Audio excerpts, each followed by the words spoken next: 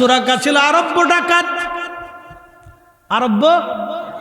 আরব্য ডাকাত কিন্তু সাধারণ কোনো ডাকাত না, এটা খুব ভয়াবহ ডাকাত, বেদুইন ডাকাত। বেদুইন ডাকাতরা খুব ভয়াবহ। ওরা যেমন ঘোড়া দাবড়াইতে পারে, আবার তেমন এতটা ভয়াবহ ছিল 50 কিলোমিটার দূর থেকে মানুষের ঘ্রাণ ওদের নাকে আসতো। এরকম ডাকাত ছিল সুরাকা। 50 কিলোমিটার দূর থেকে ঘ্রাণ পেত। ওই এলাকায় মানুষ আছে। এত ভয়াবহ ডাকাত ছিল সুরাকা। সুরাকা ঘোষণা শোনার পরে সাথীদের কারো কাছে কিছু না বলে আস্তে করে তার ঘোড়াখানা নিয়ে ঘর থেকে বের হয়ে গেল। আজকে যে কোনো মূল্যেই ধরে নিয়ে আসবো, কারণ সবার চোখ ফাঁকি দিলেও সুরাকার চোখ ফাঁকি দিতে পারবে না। আমি এমন এক ডাকাত, কারণ মানুষ যে রাস্তা দিয়ে যাবে ওখান থেকে মানুষের ঘ্রাণ শুকিয়ে আমি বলে দিব এই রাস্তা দিয়ে গেছে। এমন কি পায়খানা দেখেও বলে দিতে পারবে কতদিন আগে গেছে, এবং পায়ের চিহ্ন দেখেও বলে দিতে পারতো কয় ঘন্টা আগে গেছে। এরকম ডাকাত ছিল। তো ডাকাতির ঘরের ডাকাত, বুঝতে পারতেছেন, খুব ভয়াবহ ডাকাত। কিছু চোর আছে দেখবেন, মানুষ কাছ দিয়ে হাইটে গেলে টাকা আছে কিনা ওর নাকি ঘিরান যায়। কি কথা করলা? ও চোরের ঘরের চোর, আন্তর্জাতিক খ্যাতি সম্পূর্ণ চোরা। হ্যাঁ, কেমনে যদি টের পায় ওর পকেটের টাকা আছে, আর চেং করে ট্যাকেট করে কেটে নিয়ে চলে যায়। এরকম পকেট মার আগে ছিল না, এখন এগুলি নাই। আসেনি? বাপরে বাপ, এখন আছে। গরু চুরি করে, গরু চোর কি আছে কি না? হলো মুরগি চুরি করে, গরু চুরি করে, ছাগল চুরি করে। গরু যে কেমনে চুরি করে নিয়ে যায় আল্লাহ জানে। ওরে চোরের চোর। হ্যাঁ, গরুরে চুরি করে নিয়ে যায়। গরু পর্যন্ত বস মানে এমন ভাবে সিস্টেম করে গরু পর্যন্ত কথা কয় না, আসতে পাঁচ আড়ে। এরকম গরু চোরের চোর। কুত্তায় লাগল ভাই না, কি চোরের চোর রে ভাই। হ্যাঁ, ভয়াবহ চোর। এই সুরাকা মারাত্মক চোর, মারাত্মক ডাকাত ছিল। তখনও কালেমা পড়ে নাই সুরাকা। সুরাকা ঘোড়া দাবড়ায় ঘ্রাণ শুকে শুকে রওনা দিল। নবীজি আরব সাগরের কিনার দিয়ে রওনা হচ্ছিলেন, সাগরের কিনার দিয়ে যাচ্ছিলেন। ঘ্রাণ পেয়ে সুরাকা রাস্তা ধরলেন। দেখতেছে নবীজি এবং আবু বকর হেঁটে হেঁটে যায়। সুরাকা পিছন থেকে ডাক দিছে, দাঁড়াও হে মুহাম্মদ, আমি সুরাকা আসছি, আমার চোখ তুমি ফাঁকি দিতে পারবে না। আজকে তোমাকে ধরে নিয়ে যাব মক্কাতে। কিন্তু সুরাকা জানে না এ নবীর মর্যাদা আরশে মুআল্লার মালিকের কাছে কত মর্যাদা। সুরাকা জানে না যে এই নবীকেই আল্লাহ আকাশে নিয়া আরশে মুআল্লার উপরে নিয়া আল্লাহ গল্প করে তারপরে দুনিয়াতে পাঠাইছে। কথা বলেন ঠিক কি না?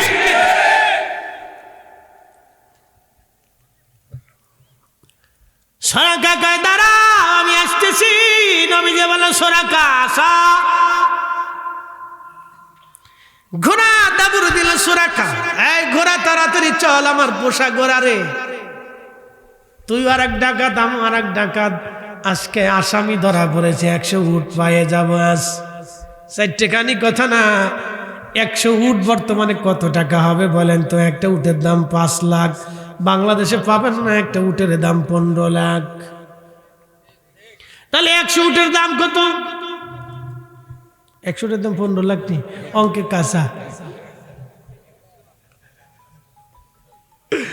হয়ে যায়। এবার বুঝেন তো, ঘোড়াঘাত করে কাজ চললে তাড়াতাড়ি।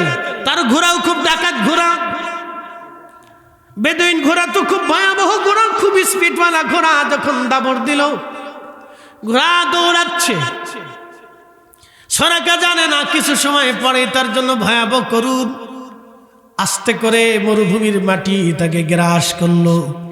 আমার আল্লাহ হুকুম দিলেন, মাটিরে সুরাকার ঘোড়া চেপে ধর। সুরাকার ঘোড়া মাটিতে কামড় দিয়ে ধরে ফেলল। সুরাকার ঘোড়ার পা মাটির মধ্যে দেবে গেল। সুরাকা ঘোড়া থেকে পড়ে গেল। সুরাকা চিন্তায় পড়ে গেল, হায় হায়, জীবনে মরুভূমিতে বহু ঘোড়া দাবড়াইছি, কিন্তু কোনোদিন মাটির ভিতরে ঘোড়ার পা দেবে যায় নাই। আজকে কেন রে মাটির মধ্যে ঘোড়ার পা দেবে গেল? আল্লাহু আকবার কন্যা আরো জোরে। আমরা তার উম্মত, কথা কন্যা ঠিক কিনা? আমরা তার উম্মত, যারা বলেন আমরা তার। আমি নবী না চিনিলাম কি যে ভুল করিলাম, আমি নবী না চিনিলাম কি যে ভুল করিলাম, ভস্মে ঢালিলাম ঘি মানুষ হইয়া ভবেতে আসিয়া, মানুষের করিলাম কি, মানুষ হইয়া ভবেতে আসিয়া, মানুষের করিলাম কি।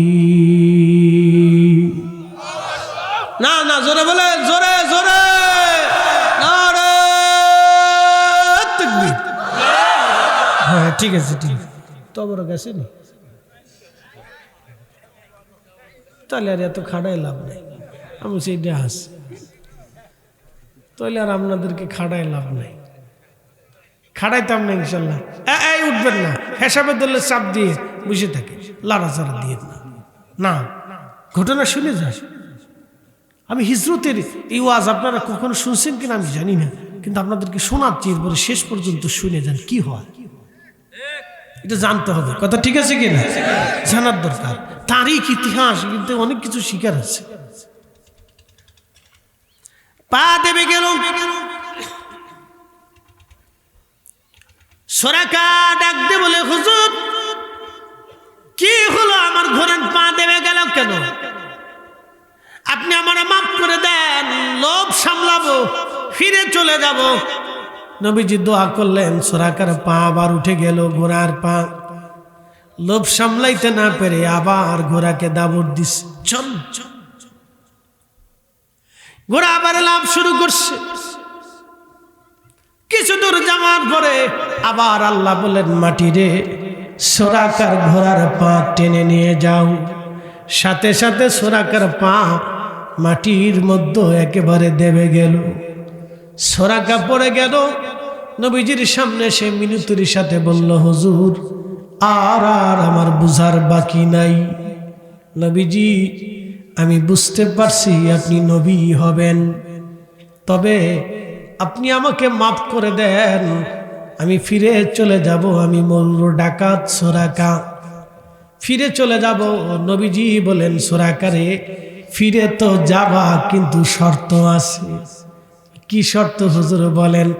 যারা আমার পিছু নিয়েছে, কারণ তুমি তো মরুর সবচেয়ে বড় ডাকাত, তুমি মরুর সবচেয়ে বড় ডাকাত। তোমার চোখ তো কেউ ফাঁকি দিতে পারবে না, কারণ তোমার চোখ আজ পর্যন্ত কেউ ফাঁকি দিতে পারে নাই। সরাকারে আরবের মক্কার মানুষদেরকে তুমি ফিরাইয়া দিবে, আমার পিছু যাতে না নেয়, কারণ আমি চলে যাচ্ছি হিজরত করে জমিন থেকে।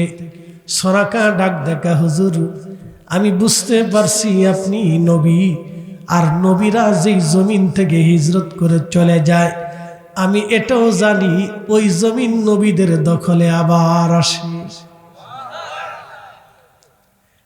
ডাকাত হলেও বুদ্ধি জ্ঞান আছে, আর আমরা দেশের ডাকাতদের কোনো আহুল জ্ঞান না, ওদের বিবেকের ভিতরে কুত্তায় মতে না, ওদের কিছু নাই। তো ও গাঁজা খায়, সুটটা জানি কোথাকার। ও ডাকাত হলো মারাত্মক ডাকাত, চিন্তা করতে পারছেন? ও ইতিহাসও জানে। আমি জানি নবীরা যে জমিন থেকে চলে যায়, ওই জমিনে নবীরা আবার বিজিত হয়, আবার ফিরে আসে।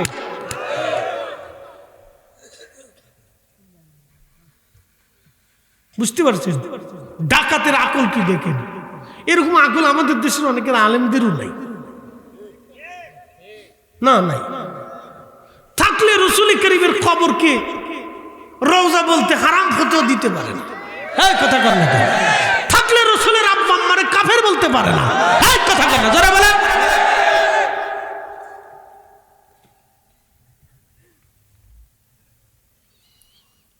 বগুড়াবাসী, শিবগঞ্জবাসী শোনা যাবেন। সরাকা ডাক দেব, হুজুর বেশে আপনি এই কাবাতে আবার ফিরে আসবেন, কিন্তু আবু আপনাকে কমে ছেড়ে দেব না। একটা কাপড়ের মধ্যে আপনি লিখে দেন, ওই দিন আপনি আমার নিরাপত্তা দেবেন, আমাকে মেরে ফেলবেন না। মারহাবা কর। আল্লাহর নবী বলেন, আবু বকর তুমি লিখে দাও। আবু বকর সিদ্দিক একটা কাপড়ের টুকরার ভিতরে লিখে দিলেন, সুরাকার নিরাপত্তার কথা নবী ওয়াদা করেছেন, লিখে দিলেন। সুরাকা চলে যাবে, রওনা। নবীজি ডাক দিলেন, সুরাকা দাঁড়াও, চলে তো যাচ্ছ, কিন্তু তুমিও শুনে নাও রে সুরাকা, এমন একটা দিন আসবে রে সুরাকা, তোমার শরীরে পারস্য সাম্রাজ্যের সম্রাটের শাহী পোশাক তোমার গায়ে শোভা পাবে, সেই দিন তোমাকে কেমন দেখা যাবে গো সুরাকা। আল্লাহু আকবার। সুরাকা হুজুর বলেন কি? পার্সিয়ান সাম্রাজ্য, পার্সিয়ান সাম্রাজ্য বুঝেননি? বুঝেছি। পার্সিয়ান সাম্রাজ্য হল বর্তমান ইরান, ধরেন আর কি ধরতেছি, বর্তমান ইরান, রাশিয়া, চীন, উত্তর কোরিয়া, এর একজোট না? এটা হলো পার্সিয়ান সাম্রাজ্য। বর্তমানে America, Britain, France, Germany, NATO, এরা হলো রোম সাম্রাজ্য। ধরেন আর কি, বুঝতে পারছেন? তো বুঝতেছেন, বাংলাদেশের সেনাপ্রধান যদি এখন ঘোষণা দেয় যে আমরা এই রুশিয়ান বেল্টের সাথে যুদ্ধ করব, তো আমরা বলবো, ভাই তুমি পাবনা এসে চিকিৎসা নাও, তোমার প্রবলেম আছে। কি কথা ঠিক আছে কিনা? তোমার কি আছে? প্রবলেম আছে। রুশিয়ান বেল্টের সাথে যুদ্ধ করবে, পাগলে কামড়াইছে নাকি? খুঁজে আমার দেশ নষ্ট করে তো লাভ নাই। কি কথা ঠিক আছে কিনা? যুদ্ধ তো কোনো দেশকে সমাধান দিতে পারে না। পারে ভাই? যুদ্ধ কোনো দেশের কোনো শেষ সমাধান না। ও সুদানিরা আজকে বুঝতেছে জাল আকারে কয়। সুদানিদের সেনাবাহিনীর দুই গ্রুপের যুদ্ধ লাগাই দিয়ে আজকে পুরা দেশটারে নরকে পরিণত করিয়া, কদিন আগে দেখলেন না, গুলি করে করে মারে, ঠাস ঠাস করে গুলি করে, আল্লাহু আকবার, আল্লাহু আকবার, গুলি করে মারে, আল্লাহু আকবার। ১.৫ লক্ষ মুসলমান নিজেরা খুন হয়েছে 2 বছরে, নিজেরা যুদ্ধ করিয়া। ১.৫ কোটি মুসলমান ঘর ছাড়া হয়েছে নিজেরা মারামারি করিয়া। আহা, ওই শিশুটা মরে গেল, সে নিজেও জানে না আমি কেন মারা গেলাম। ওই বৃদ্ধ নারী ধর্ষিত হচ্ছে, সে বৃদ্ধ নারী, যেই নারী ধর্ষিত হচ্ছে, সে নিজেও জানে না আমি কেন ধর্ষণের শিকার হলাম। বুঝতে পারছেন? যুদ্ধ আর উশৃঙ্খলতা দেশের কোনো সমস্যার সমাধান না। এটা সমস্যাগুলি আরো বেশি করে তৈরি করে, এটা ধ্বংস করে দেয় দেশটাকে। বুঝতে পারছেন? এই জন্য আল্লাহ রসুল যুদ্ধকে এড়ানোর চেষ্টা করতেন। যখন একেবারে নিরুপায় হইতেন, আক্রান্ত হতেন, তখন নবীজি প্রতিহত করতেন। আক্রান্ত না হলে প্রতিহত করতেন না। নবীজির জীবনের ইতিহাসে কোনোদিন লেখা দেখবেন না যে নবীজি আগে আক্রমণ করেছে। নবীজি আক্রান্ত হলে জবাব দিতেন। রাসূলের ইতিহাসে দেখবেন আক্রান্ত হওয়ার পরে জবাব দিতেন। তো আল্লাহর নবী ডাক দিলেন, সুরাকারে, পার্সিয়ান সাম্রাজ্যের অধিপতির পোশাক যদি তোমার গায়ে যেদিন শোভা পাবে, সেদিন কেমন দেখাবে? বলে, হুজুর এটা কি সম্ভব? বলে, হা সুরাকা, হবে। যাও একসাথে কোন আল্লাহু আকবার বলতেছি। আল্লাহর নবী হিজরত করে চলে গেলেন মদিনাতুল মুনাওয়ারাতে। মদিনাতে হিজরত করে চলে যাওয়ার পরে নবীজি মক্কা বিজয়ের দিনে যখন রওনা দিলেন 10,000 সাহাবী নিয়ে, 10,000 সাহাবী নিয়ে মক্কায় যখন ঢুকলেন, আল্লাহর নবী কাবা শরীফের ভিতরে যত মূর্তি ছিল সব পিটিয়ে ভাঙলেন। কাবার দরজার সামনে নবীজি দাঁড়ানো, হাজার হাজার সাহাবীরা সামনে দাঁড়ানো। ওই সময় সেই কাগজ নিয়ে সুরাকা গেছে। আল্লাহু আকবার, মনে আসেনি? সেই কাগজ কাপড়ের টুকরাখানা নিয়ে সুরাকা গেছে। সাহাবীরা সুরাকা যখন নবীজির কাছে যেতে চায়, সাহাবীরা ওই যে তলোয়ারের বাঁক দিয়ে সুরাকার শরীরে আঘাত করলে, এই বেটা কই যাস?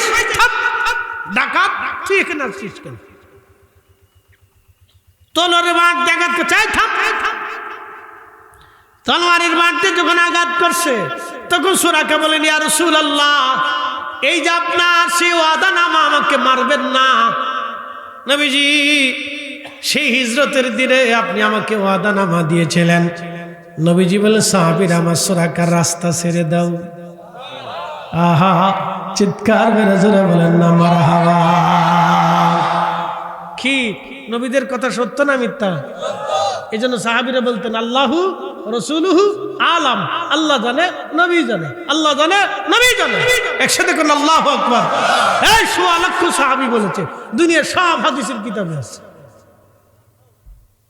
কয়েক হাজার রওয়ায়াতের ভিতরে আসছে, সনদের ভিতরে আসছে, আল্লাহু রাসূলুহু আলাম, আল্লাহ জানে নবী জানে। আল্লাহর পরে যিনি জানতেন তিনি নবী। একসাথে বলবেন আল্লাহু আকবার।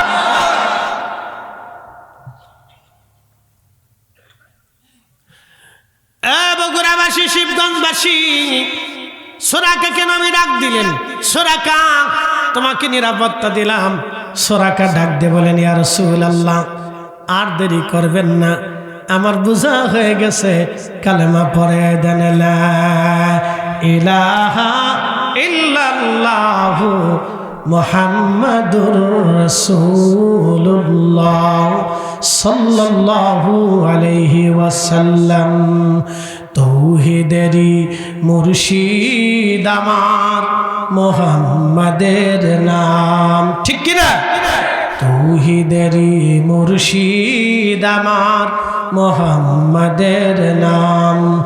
ওই নাম জপলেই বুঝতেই পারি, ওই নাম জপলে বুঝতেই পারি, খোদারি কালাম মুর্শিদ মুহাম্মাদের নাম। কষ্ট হচ্ছে আপনাদের? আলোচনা কিন্তু 1.5 ঘন্টা হয়ে গেছে, আর চলবে? তাহলে কিন্তু উঠতে পারবেন না। উঠেন। কারা উঠতেছেন? কারা উঠতেছেন?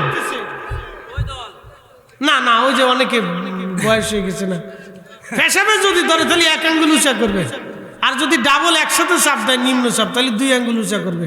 তার আগে কিন্তু ছুটি নেই, কারণ এই এলাকা আমি বছরে বছরে তো আসবো না, সুযোগ নাই। আজকে কিছু শিখে যাওয়ার দরকার আছে, ঠিক কিনা? সরাকার ওয়াজ করতেছি, শুনে যান।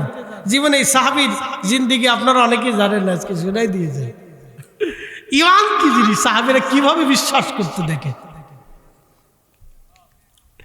আল্লাহর নবী বলেন, হিজরতের দিন ঘটনা হযরত ওমরের আমলে। কি বুঝলেন? নবীজি বললেন, হিজরতের দিন ঘটনা ঘটতেছে হযরত ওমরের আমলে। প্রিয় নবীর তিরোধান হয়ে গেল। হযরত আবু বকর খলিফা হলেন, তিনিও চলে গেলেন। হযরত ওমরের আমলে খালিদ বিন ওয়ালিদের নেতৃত্বে মুসলমানরা পার্সিয়ান সাম্রাজ্য দখল করলেন। ইরানের পার্সিয়ান রাজারা পরাজিত হল, বিরাট শাহী রাজদরবার দখল করলেন। আহা, পারস্য সাম্রাজ্যের মাথার স্বর্ণের মুকুট, গায়ের স্বর্ণের জামা, তলোয়ার স্বর্ণ দিয়ে বানানো এবং পোশাক স্বর্ণ দিয়ে বানানো, জুতাটাও স্বর্ণ দিয়ে বানানো। এই স্বর্ণের পোশাকগুলি খুলে খুলে খুলে খুলে সাহাবীরা হযরত ওমরের কাছে নিয়ে আসছে। মদিনাতুল মুনাওয়ারায় এরকম স্বর্ণের অলংকার টলংকার দিয়ে, মণি মুক্তা দিয়ে, জহরত দিয়ে হযরত ওমরের সামনে সাজানো। সাহাবীরা চারপাশে আসছে দেখার জন্য। হযরত ওমর একটা লাঠি হাতে নিয়ে স্বর্ণের মুকুট এমনি সরায় সরায় বলে, আহা, পার্সিয়ান রাজারা কত দামি দামি স্বর্ণের মুকুট পরে পরে তারা দেশ চালায়, আর হযরত ওমর ধুলার তক্তির মধ্যে রাষ্ট্র চালাইত। ধুলার তক্তে বসে রাষ্ট্র চালাইত, ধুলার তক্ত। আমি মালদ্বীপে গেছি, মালদ্বীপ মাহফিল করার পরে ছেলেরা বলল, হুজুর আপনাকে একটু ঘোরায় ঘোরায় দেখায়। আমি বললাম চলো। ছেলেরা আমাকে নিয়ে এলো, বাংলাদেশের কিছু যুবক আমাকে নিয়ে গেল মালদ্বীপে। যিনি প্রথম ইসলাম আনলেন তার নাম ইব্রাহিম ইস্কান্দারি রহমাতুল্লাহ আলাইহি। তেনার মাজারে গেলাম। 400 বছর আগে ওই দেশে ইসলাম এসেছে। একটা সাগর, মহাসাগরের ভিতরে একটা ছোট্ট দেশ মালদ্বীপ। 1200 ছোট ছোট দ্বীপ দিয়ে গঠিত। 1000 দ্বীপের ভিতরে মানুষের বসবাস নাই। মাত্র 200 দ্বীপের ভিতরে মানুষের বসবাস, শুধু মাছ বিক্রি করে আর পর্যটন শিল্পের উপরে নির্ভর করে ওরা এতটা ধনী। আমাদের দেশের 1 টাকা 6 টাকা, আর ওদের দেশের 1 টাকা। আমাদের দেশের লোকজন ওই দেশে যে কাজ করে খায়, বুঝতে পারছেন? তো আল্লাহর ওলির মাজারের সামনে প্রেসিডেন্ট প্রাসাদ, প্রেসিডেন্ট হাউস কি দিয়ে বানানো জানেন? টিনের ঘর দিয়ে। 3 জন পুলিশ পাহারা দেয়। আর আমাদের দেশের প্রেসিডেন্টে পাহারা দেওয়ার জন্য সেনাবাহিনী লাগে, র্যাব লাগে, বিজিবি লাগে, বিডিআর লাগে, এনআইসি লাগে, সিআইডি লাগে, ডিবি লাগে, কত কিছু লাগে। কারণ পাবলিকে ধৈর্য কেলাবে, এই ভয়ে পুলিশ প্রশাসনরা তাদেরকে পাহারা দেয়। আর ওদের দেশের প্রেসিডেন্টরা জনগণের সাথে এসে একসাথে নামাজ পড়ে ঘুরে বেড়ায়, বাজার দিয়ে ঘুরে ঘুরে ঘুরে ঘুরে মানুষের দুঃখ দশা দেখে। একবার জোরে বলা যাবে কি মারহাবা?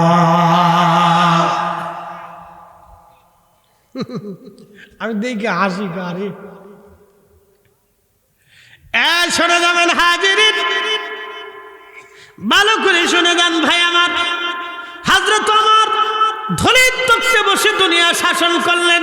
পারস্য সাম্রাজ্যের মাথার এই মুকুট তিনি লাঠি দিয়ে লড়াচড়া করতেছিলেন।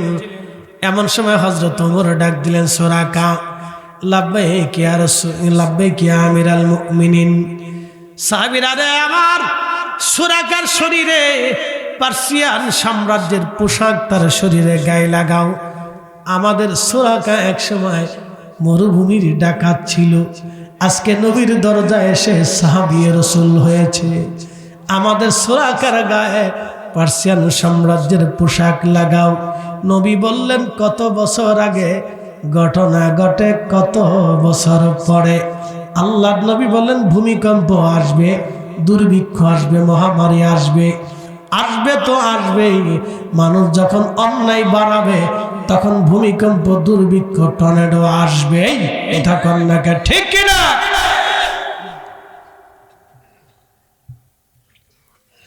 সোনাকার কথা নবী বললেন, কত বছর আগে ঘটনা, কত বছর পরে। হযরত ওমর বললেন, সাহাবীরা সোনাকার গায়ে পোশাক পরাও। পার্সিয়ান সাম্রাজ্যের পোশাক সুরাকার গায়ে পরানো হইল। সাহাবীরা তাকবীর দিতে লাগলেন। হযরত ওমর চোখের পানি ফেলে ফেলে কান্না করতেছিলেন। সাহাবীরা বলে, ব্যাপার কি? ওমর কেন কান্না করে? আজকের সুখের দিনে ওমর কেন কান্না করে গো? হযরত ওমর চোখের পানি ফেলে ফেলে কান্না করতেছিলেন। সাহাবীরা তাকবীর দিচ্ছিলেন, কারণ নবীজি বলেছিলেন বহু বছর আগে নবীজির মুজিজা প্রকাশ পেল পড়ে তিনি আমাদের নবী রাহমাতুল লিল আলামিন। কথা কর না কেন, ঠিক না বেঠে? রাহমাতুল লিল আলামিন, আপনি উম্মতের জাবিন। বলেন, রাহমাতুল লিল, আপনি উম্মতের জাবিন, গুনাহগারের অতি আপনজন। আল্লাহ আল্লাহ আল্লাহ, জবান খোলে আল্লাহ আল্লাহ আল্লাহ আল্লাহ আল্লাহ আল্লাহ আল্লাহ আল্লাহ।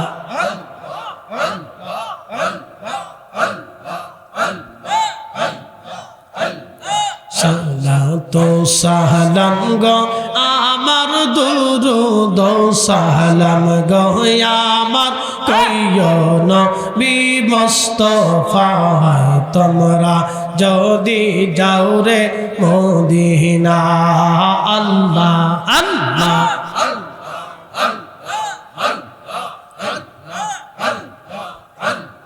ওই মদিনা শরীফের মাঝে নূরের একটি খাম্বা আছে গো। জবান খোলে, আওয়াজ তুলে,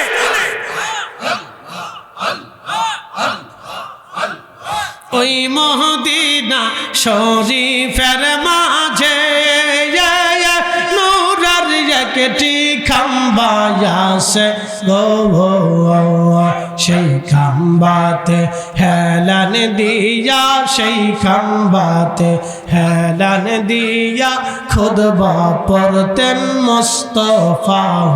তোমরা যদি যাও রে মদিনা। আল্লাহ আল্লাহ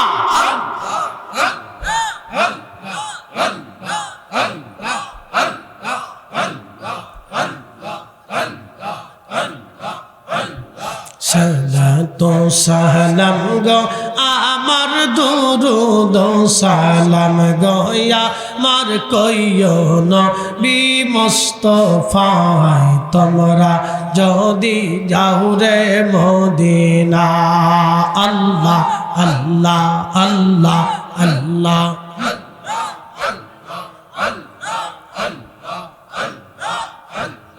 ওই মদিনা শরীফের মাঝে নূরের একটি রওজা আছে গো। হায় হায় ওই মদিনা শরীফের মাঝে নূরের একটি রওজা আছে গো। সেই রওজাতে ঘুমিয়ে যাসেন, সেই রওজাতে ঘুমিয়ে যাসেন দ্বীনের নবী মুস্তাফা। তোমরা যদি যাও রে মদিনা। আল্লাহ আল্লাহ আল্লাহ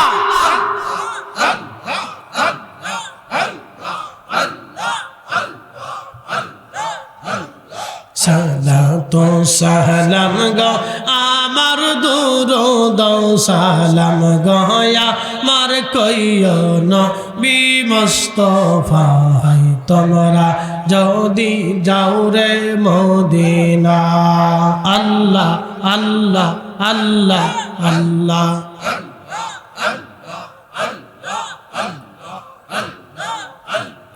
আখেরাতে পার হবে তো পুলসিরাতের পোল।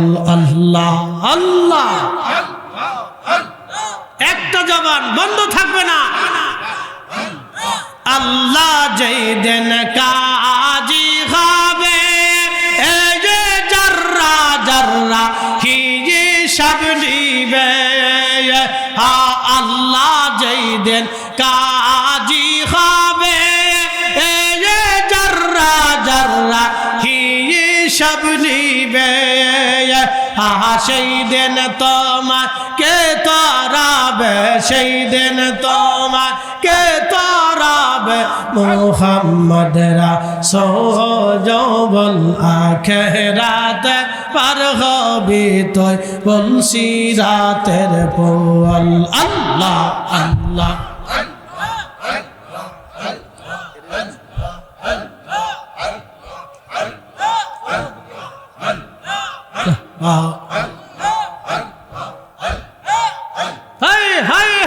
জবান খোলে। আল্লাহ যেই দিন কাহার হবে নাফসি নাফসি সব বলবে। আল্লাহ যেই দিন কাহার হবে নাফসি নাফসি সব বলবে। সেই দিন তোমাকে তরাবে, সেই দিন তোমাকে তরাবে মুহাম্মদ রাসূল। আখিরাতে পার হবে তুই পুলসিরাতের পোল। আল্লাহ আল্লাহ আল্লাহ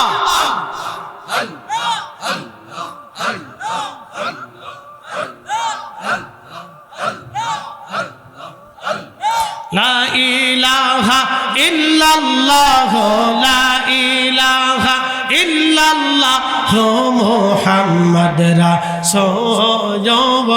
আখিরাতে পার হবে তুই পুলসিরাতের পোল।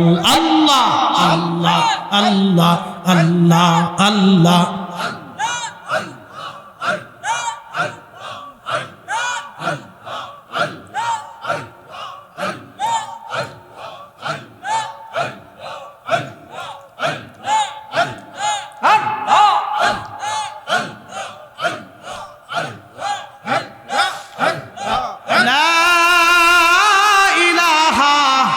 ইল্লাল্লাহু মুহাম্মাদুর রাসূলুল্লাহ সাল্লাল্লাহু আলাইহি ওয়াসাল্লাম। হযরত ওমর চোখের পানি ফেলে ফেলে কান্না করে, মনে আসেনি আপনাদের? হযরত ওমর কান্না করে। সুরাকার রাদিয়াল্লাহু আনহুর শরীরে পার্সিয়ান সাম্রাজ্যের পোশাক পরানো হলো। মুসলমানরা তাকবীর ধ্বনি দেয়। নবীজি বহু বছর আগে বলেছিলেন, প্রায় 30 বছরের উপরে আগে নবী বললেন, 30 বছর পরে নবীর মুজিজা বাস্তবায়ন হলো। মুসলমান খুব মনোযোগ দিবেন। বাংলাদেশে ভূমিকম্প আসবে না, তামাম দুনিয়াতে হবে। আকাশ থেকে বিপদ বালা আসবে, ভূমিকম্প আসবে, টর্নেডো আসবে, মহামারী আসবে, একের পর এক রোগ শোক আসবে। 14টা কারণ নবী বলে গেলেন। প্রথম নাম্বার কারণ নবী বললেন, রাষ্ট্রের অধিপতিরা, কর্মচারী কর্মকর্তারা যখন রাষ্ট্রের সম্পদকে নিজেদের সম্পদ মনে করে ভোগ দখল করে খাবে, গরিবের টাকা, অন্ধের টাকা, ল্যাংড়ার টাকা, বোমার টাকা, কানার টাকা, শিশুর টাকা, এতিমের টাকা, বিধবার টাকা, বৃদ্ধের টাকা, কৃষকের টাকা, দুস্থের টাকা, অভাবীর টাকা যারা চুরি করে খাবে, তখন তোমরা আকাশ থেকে বালা, ভূমিকম্প আর টর্নেডো আর মহামারী আর দুর্ভিক্ষের অপেক্ষা করো। তাসবির দানা ছিঁড়ে গেলে যেইভাবে টপ টপ করে একটার পর একটা পড়তে থাকে, ওইভাবে আসমান থেকে বালা আসতে থাকবে। এমনকি গরম বাতাস পৃথিবীতে প্রবাহিত হবে। আল্লাহর আকাশ থেকে বৃষ্টির বদলতে পাথর পর্যন্ত নিক্ষেপ হতে পারে। শিবগঞ্জবাসী 2 নম্বর নবী বলেন, ওয়াদাউল আমানা, উম্মত যখন আমানতের খেয়ানত বেড়ে যাবে, প্রচুর পরিমাণে আমানতের খেয়ানত আসবে।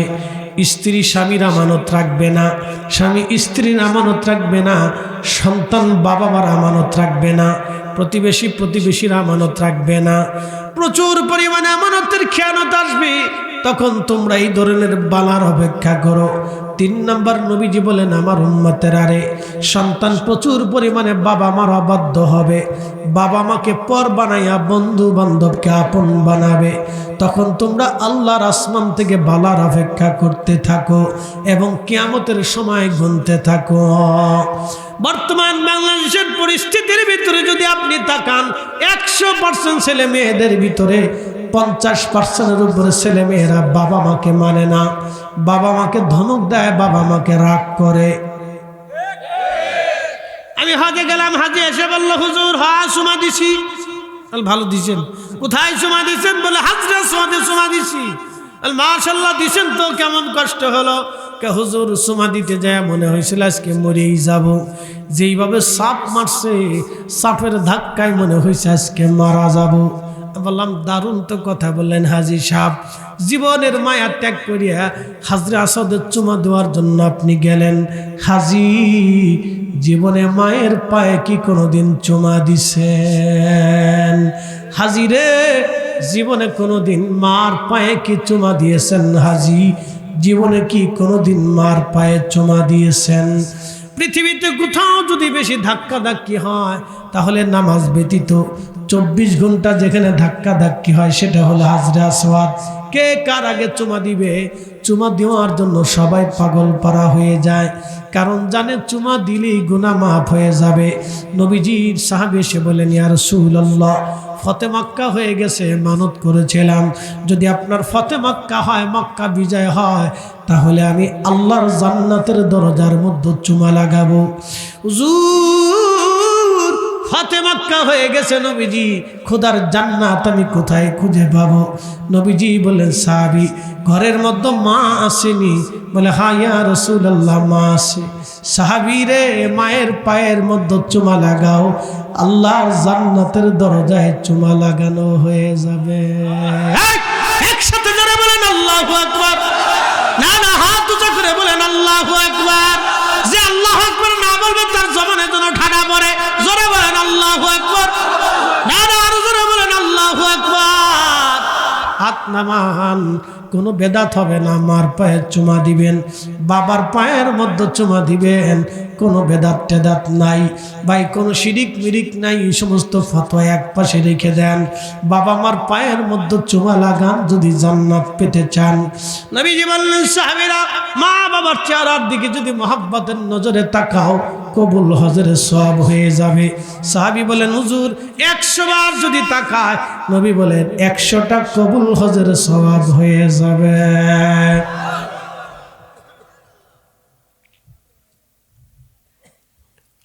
আসল কাজে আমাদের নাই, শুধু নকল কাজে যুক্ত আছি তো শুধু দোয়া বন্ধ করার জন্য।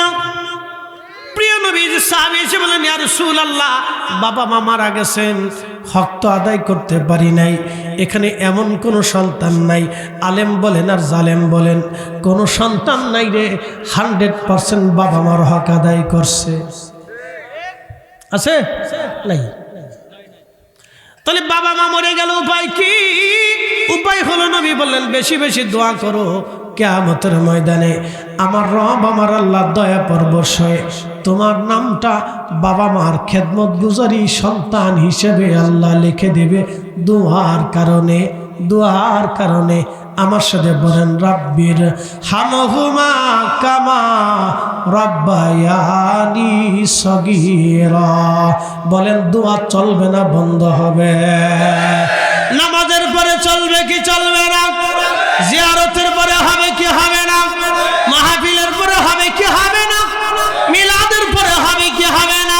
কুরআন খতমের পরে হবে কি হবে না? দোয়া চালাইতে হবে, দোয়া বন্ধ করা যাবে না। কি কথা কন না কেন?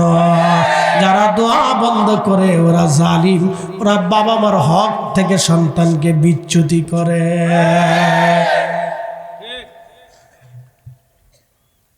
বাকি ঝুঁকি নেই, কথা ক্লিয়ার। একবার ডাইরেক্ট অ্যাকশন করে দিস, বেজার হলেও হবেন, খুশি হলে হবে। আর যদি কেন দোয়া মানি না তো করেন না, অসুবিধা নেই। কিয়ামতের ময়দানে দেখা হবে না। ও সময় বাটাম চালান চলবে না, কাজ হবে না। বাপ না, মক্কার ইমাম হলেও কাজ হবে না। আল্লাহ যদি একবার লিখেই দেয় তো কাজ আর হবে না, হবে না গো, হবে না।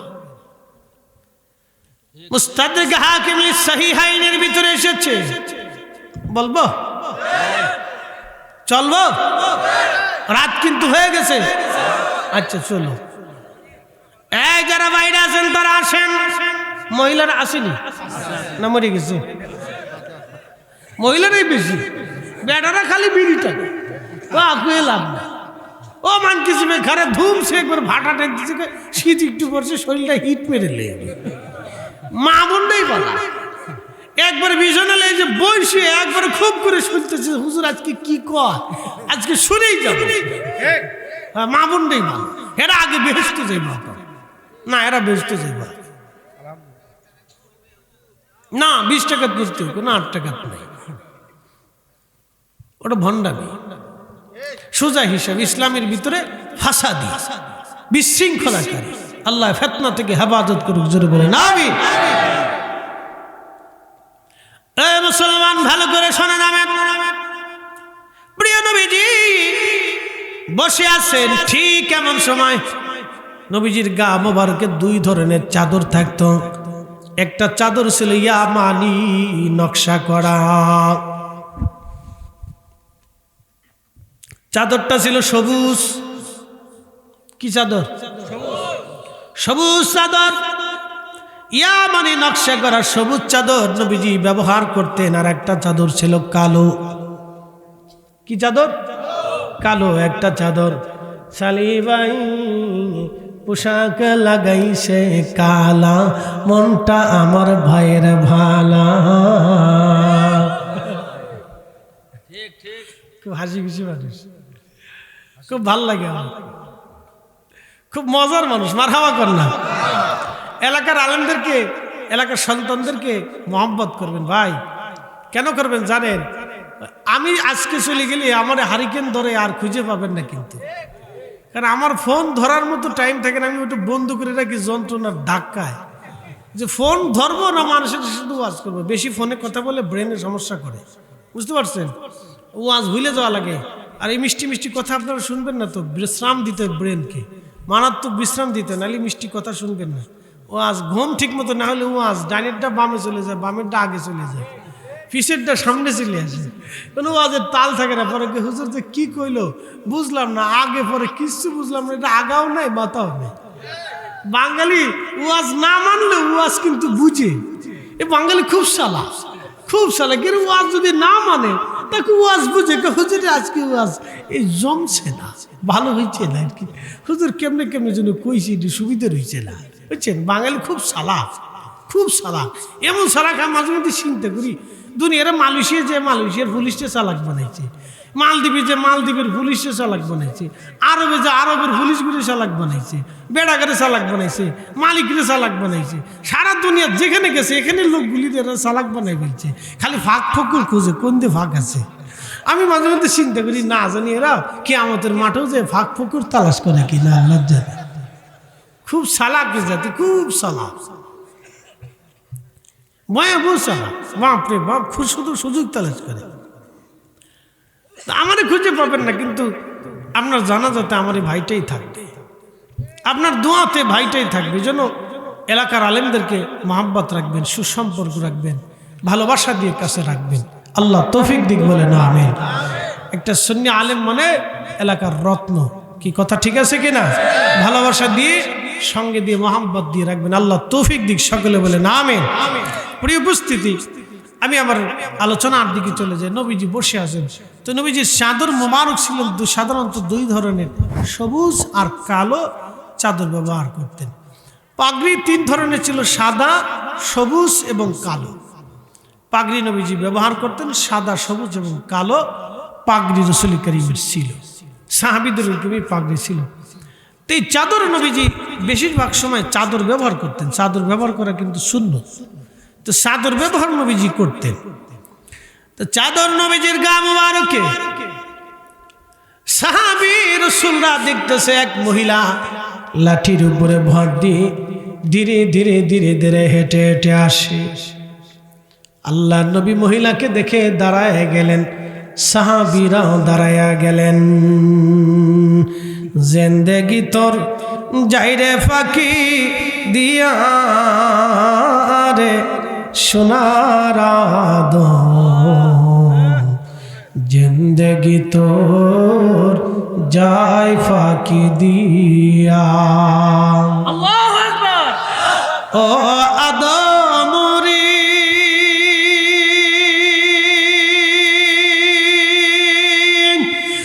কাবিনের ওই কোলেতে কাল ঘুমেতে রইলি তুই, কামিনী মানে রাত্র। ও আদম রে কামিনের ওই কোলেতে কাল ঘুমেতে রইলি তুই, সারা নিশি কাটাইলি তুই ঘুমাইয়া ঘুমাইয়া রে সোনার আদম, জিন্দেগি তোর যাই ফাঁকি দিয়া, জিন্দেগি তোর যাই রে ফাঁকি দিয়া রে সোনার আদম, জিন্দেগি তোর যাই ফাঁকি দিয়া।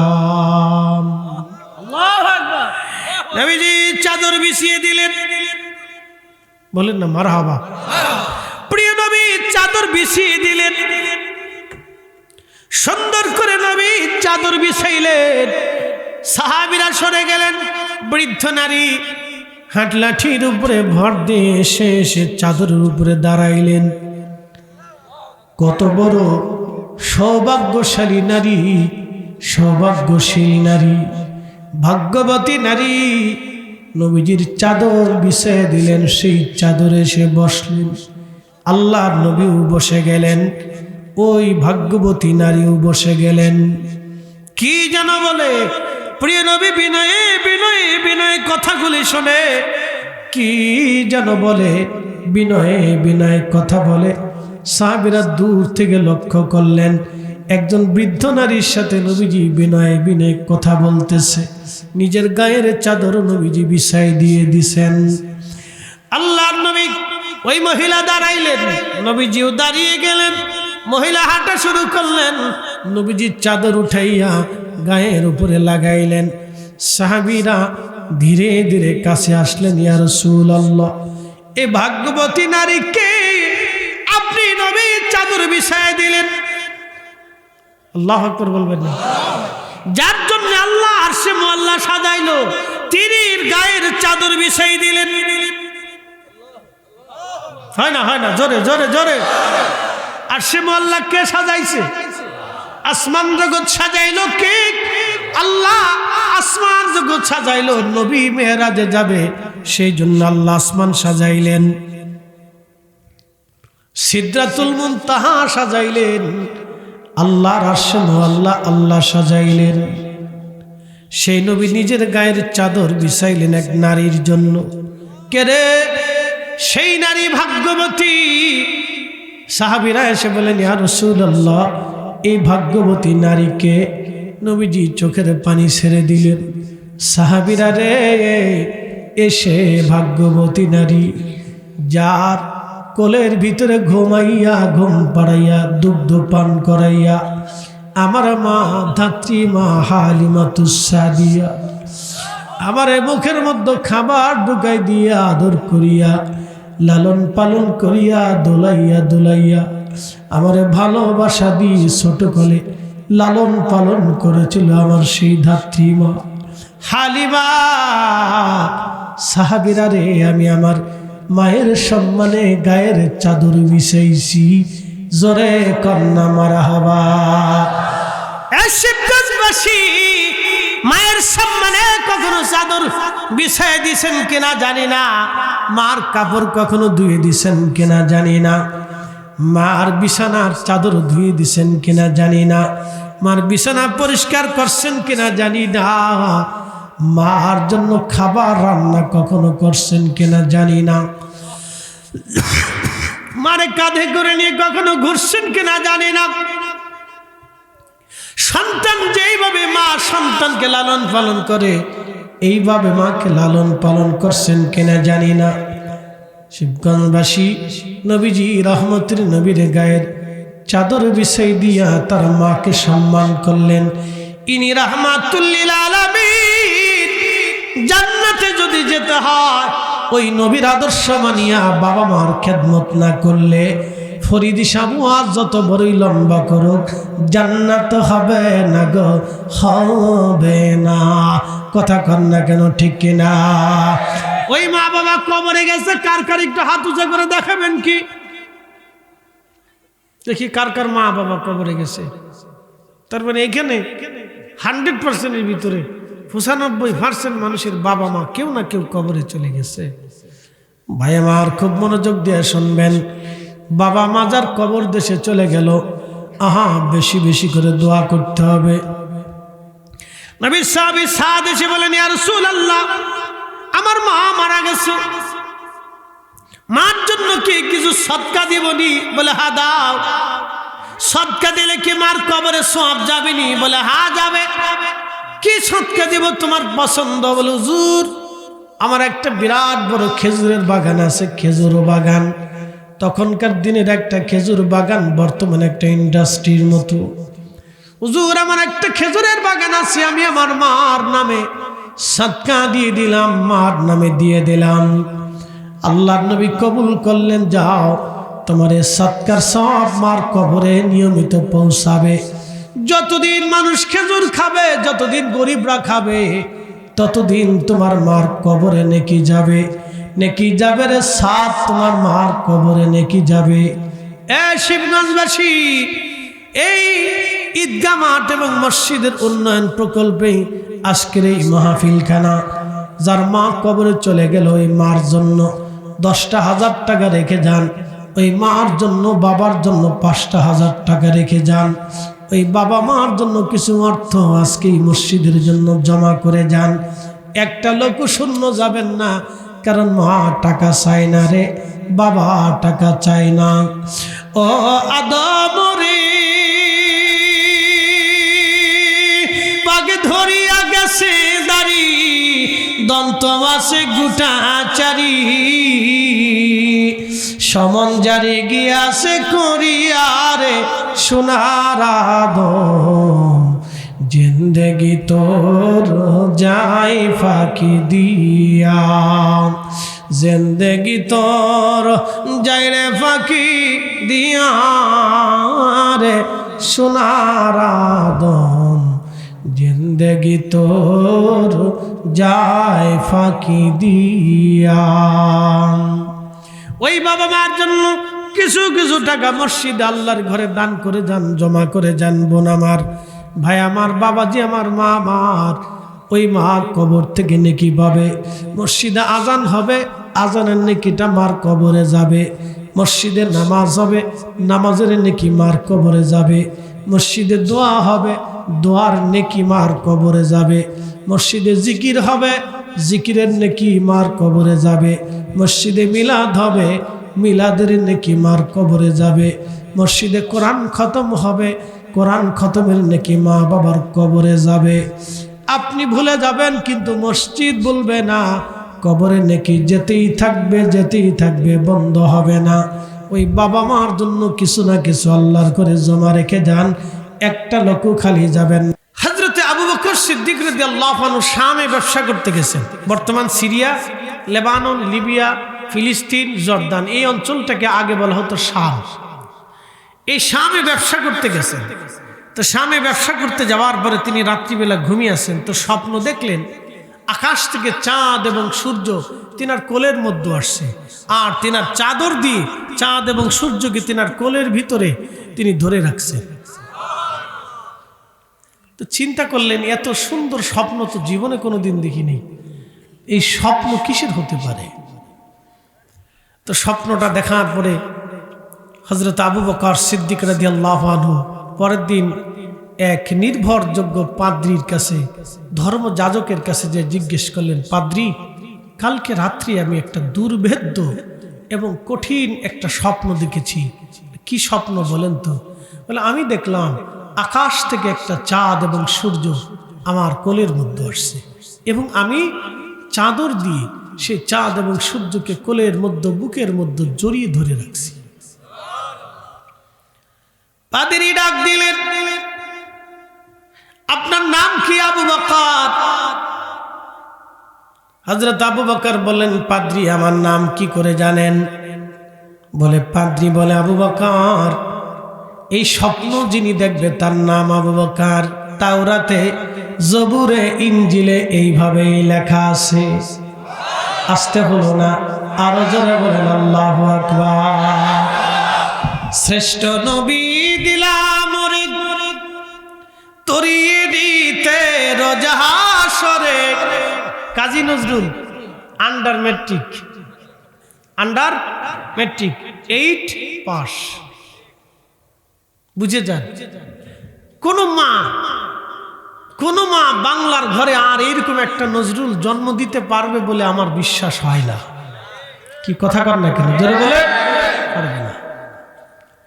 শ্রেষ্ঠ নবী দিলাম তরিয়ে নিতে রোজাহাসরে, পথ না ভুলি তাই তো দিলে, পথ না ভুলি তাই তো দিলে, পাক কুরআনের বাণী খুদা তোমার মেহেরবানি।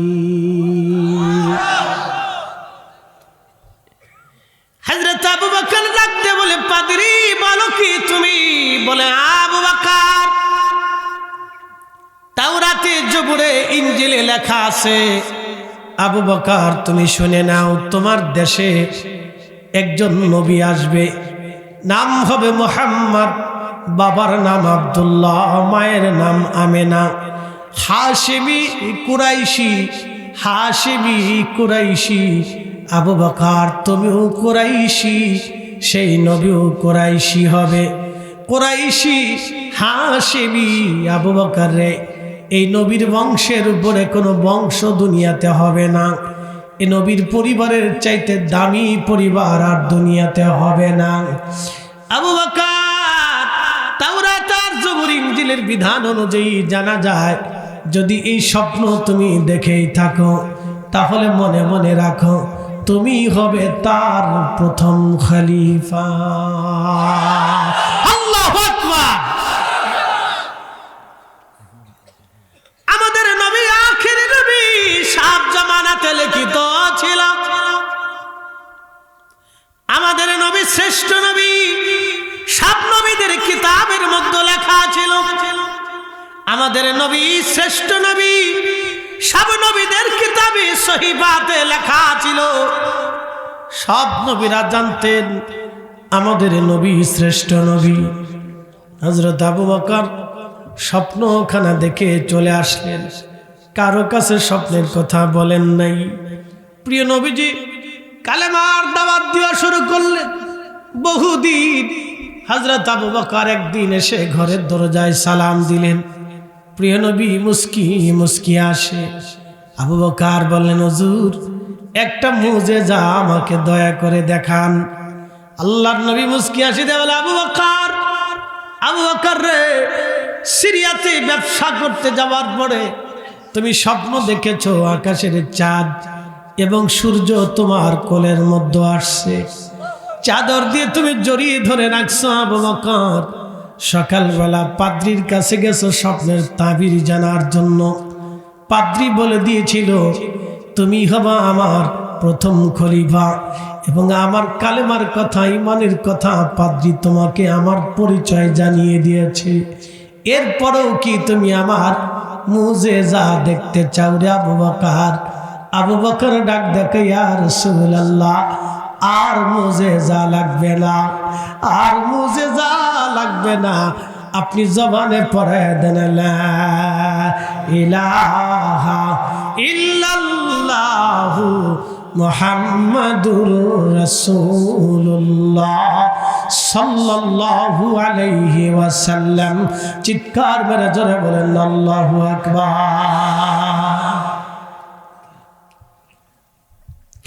ধুলির ধরা বেহেশত আজ জয় করিল দিল রে লাজ। ঠিক কিনা? ধুলির ধরা বেহেশত আজ জয় করিল দিল রে লাজ। আজকে খুশির ঢল নেমেছে ধূসর সাহারায় রে সাগর আকাশ বাতাস দেখবি যদি আয়, আয় রে সাগর আকাশ বাতাস দেখবি যদি আয়। এ হাজিরিন, সংসার দিকের মুসলমান দবিলাবাসী, সংসার দিঘি নাম হলো, হ্যাঁ দিঘি না, তো দিঘির নাম সংসার হলো কি? দিঘিতে কি সংসার চলে? আচ্ছা, আপনার লালমনিরহাটে গেছি, থানার নাম হলো হাতিবান্ধা, তো বাজারের নাম হচ্ছে গুতামারি। তাহলে আপনারা কি গুতা মারেন? না হুজুর, গুতা মারি না। তো গুতা না বললে নাম গুতামারি, কেউ মুরব্বীরা রাখছে। আচ্ছা ঠিক আছে। আমাদের ফরিদপুরের নাম হচ্ছে বাঙ্গা, জীবনে আর কোনোদিন জুড়া লাগে নাই। এরপরে সালতার একটা দুটি গ্রাম আছে, একটা গ্রামের নাম হচ্ছে গুরাদা, আর একটা গ্রামের নাম হচ্ছে 10,000। হ্যাঁ, কি নামের নাম দেখেন, 10,000। তো একজনের বউ 10,000 থেকে, এই গুরাদার থেকে 10,000 পালাই গেছে। তখন বেটা থানায় যায় মামলা দিয়ে কয়, স্যার লেখেন গুরাদার থেকে বউ পালাইছে 10,000। তো দারোগা চাই রয়েছে, তুমি কি বুঝে খাও না না বুঝে খাও? স্যার বউ তো আমারটাই গেছে, আপনি লেখেন গোরাদার থেকে বউ পালাইছে 10,000। দারোগা কয়, কিরে এক গ্রাম থেকে 10,000 বউ পালালো, কেউ দেখলো না? স্যার গ্রামের নাম 10,000। তো তা তো কবি যে গ্রাম 10,000, বুঝতে পারছেন? সংসার দিকের মানুষ খুব মনোযোগ দিয়ে কথাগুলি শুনে যাবেন। আমার সামনে যে পবিত্র কোরআন, এই কোরআন কেউ চিনত না এক সময়, কেউ কোরআন জানতো না। কোরআন যিনি জানাইলেন তিনার নাম রহমাতুল লিল আলামিন। একসাথে বলেন রহমাতুল লিল আলামিন। এই কোরআন সম্পর্কে কারোর কোনো অভিজ্ঞতা ছিল না। আপনি বুঝতে পারতেছেন 100টি 14টি সূরা আমার নবীজির কালব মোবারক আল্লাহ নাজিল করেছেন। একটা দুইটা না, 6666টি আয়াত আমার নবীজির কালবে আল্লাহ নাজিল করেছেন। আল্লাহ বলে লাউ আনসালনা হাদাল কুরআনা আলা জাবালিন লারাআইতাহু খাশিয়ান মুতাসাদ্দিআন মিন খাশিয়াতিল্লাহ।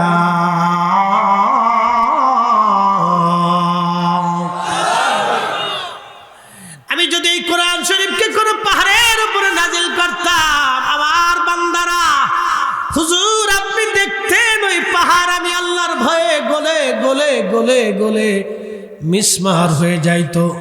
পৃথিবীর সবচাইতে বড় পাহাড়ের নাম মাউন্ট এভারেস্ট। এটা দেখার জন্য আমি দার্জিলিং গিয়েছিলাম। দার্জিলিং যেতে শিলিগুড়ি থেকে প্রায় 70 কিলোমিটার রাস্তা, পাহাড়ি আঁকা বাঁকা পথ বেয়ে বেয়ে যেতে হয়। দার্জিলিং ঢুকার আগে আগে একটা শহর আছে ঘুম, একেবারে সবচাইতে উঁচু। সবসময় আকাশে মেঘ উড়ে উড়ে উড়ে উড়ে আসে।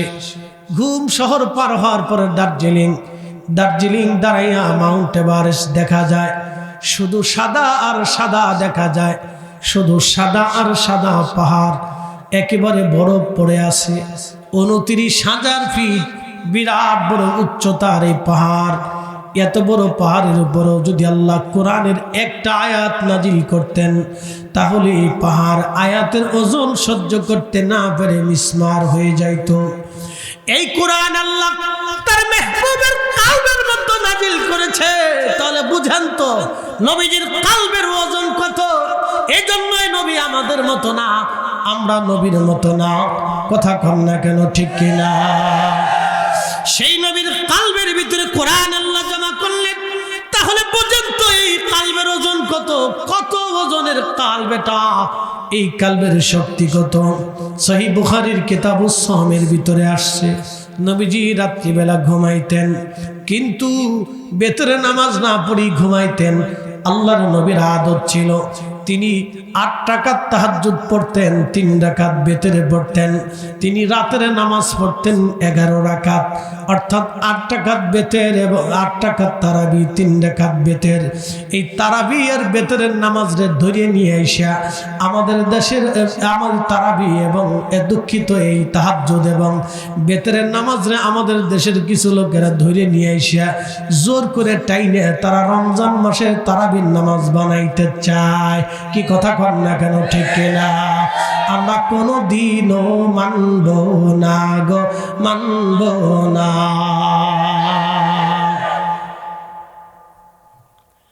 এই শুনে যাবেন হাজিরিন, হবে না তো হবে না, কখনোই হবে না। বলে কেন হবে না? হযরত ওমরের মতো মহান খলিফা জামাতের সাথে 20 রাকাত তারাবি চালু করে দিয়ে গেছে। অতএব খোলাফায়ে রাশিদিনের সুন্নতের বাহিরে যাওয়া যাবে? একসাথে বলেন যাবে। যদি খোলাফায়ে রাশিদিনের সুন্নতের বিরুদ্ধে চলে যান, তাহলে ওনাদের সিদ্ধান্তকে বৃদ্ধাঙ্গুলি দেখানো হবে। কারণ দ্বীনের বুঝ তাদের মধ্যেই ছিল। তারাই সেই মহান জাতি যারা আল্লাহর পরিপূর্ণ কোরআনের বিধানে খেলাফত চালাইছে। কি কথা কন না কেন, ঠিক কিনা? এছাড়া আর কেউ পারে নাই। ইমাম মাহদির আগে কিয়ামত পর্যন্ত কেউ পারবে বলে আশা করা যায় না, না পারত না, কেউ পারবে না। কারণ বর্তমান পৃথিবী অর্থনীতি সুদের উপরে নির্ভর করে। আপনি সুদ ছাড়া পৃথিবীর সাথে ব্যবসা করতে পারবেনই না। বাংলাদেশের ব্যাংক চলে বিশ্ব ব্যাংকের সাথে। তো বাংলাদেশ ব্যাংক যেহেতু বিশ্ব ব্যাংকের সাথে থাকে, তাহলে সুদ ছাড়া বাংলাদেশ ব্যাংক চলে না। আর বাংলাদেশ ব্যাংক ছাড়া বাংলাদেশের কোনো ব্যাংকই চলে না। তাহলে বোঝা গেছে লটর পটর লটর পটর লটর পটর একই। বুঝতে পারছেন? দুনিয়া বর্তমানে সুদের অর্থনীতি ছাড়া দুনিয়া চলে না। হিসাব সহজ, একবারে বরাবর। তো বন্ধু আমার খুব মনোযোগ দিবেন। তো তা যদি না না হয় তাহলে খুলাফায়ে রাশিদ যেইভাবে পৃথিবী শাসন করেছিলেন সেইভাবে আর সম্ভব না। আল্লাহ রাসূল বলেছেন খেলাফতুস সালাসুনা সানা, এটা 30 বছর চলবে, তারপরে দুনিয়াতে মুলকিয়ত আসবে, এরপরে লটর পটর কিছু আসবে টাসবে যাবে টাবে শেষ। হ্যাঁ, এরপরে আমার মাহাদি দুনিয়াতে আসবে। আমি যেইভাবে আল্লাহর জমিনে আল্লাহর রাজ কায়েম করেছিলাম, আমার মাহাদি ওইভাবে দুনিয়ার সব অর্থনীতিকে লাথি মেরে ফেলে দিয়ে একবার রসুলের তরিকায় দুনিয়া বাস্তবায়ন করবে। একসাথে বলবেন আল্লাহু আকবার। না হয় না আরো জোরে বলে, জোরে বলে। আমরা পরিপূর্ণ পারবো না, কিন্তু যতটুকু পারি চেষ্টা করতে হবে। কি কথা ঠিক আছে কিনা? চেষ্টা করতে হবে, চেষ্টা ছাড়া যাবে না। প্রিয় উপস্থিতি, খুব মনোযোগ দেন, ভালো করে শুনে যাবেন। প্রিয় নবী রাহমাতুল লিল আলামিনের কথা বলছিলাম আমি। হযরত ওমর দুনিয়াতে 8 টাকার তারাবি চালু করেছে, 20 টাকার তারাবি চালু করেছেন। আমরা 8 টাকা মানি না। আসতে হলো কেন? জোরে বলেন। মানা যাবে, যাবে, হবে। ভালো করে শুনে যান। আচ্ছা, বাংলাদেশের শিশুরা কেন কাজ করবে বলেন তো? শিশুদের কি কাজের বয়স না পড়ালেখার বয়স? তাহলে কাজ কেন করবে? অভাব কেন আসবে? রাষ্ট্রের কি চোখ নাই? রাষ্ট্রের কি মাথা নাই? রাষ্ট্রের কি হাত পা নাই? শিশুরা যেই রাষ্ট্রে কাজ করে, শিশুদের অধিকারে যে রাষ্ট্রে বাস্তবায়ন হয় না, ওটাই হলো জালেম, ওটাই হলো জুলুম। কথা কন না কেন?